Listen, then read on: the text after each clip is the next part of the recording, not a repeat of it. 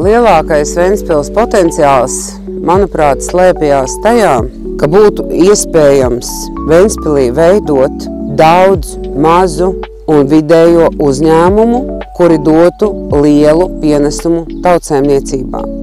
Tādus kā neliels IT uzņēmums, tāds kā zaļo tehnoloģiju uzņēmums. Šobrīd fokus tiek likts un atbalsts tiek dots lielajiem uzņēmējiem, lielajiem uzņēmumiem.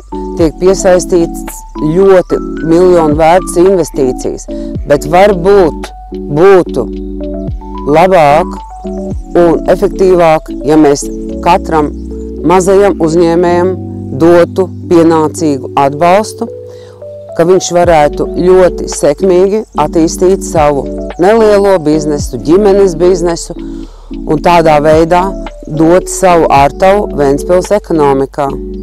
Šobrīd pietrūkst tieši šī atbalsta vidējiem un mazajiem uzņēmējiem brīvi, viegli, sekmīgi attīstīties ilgstošā laika periodā.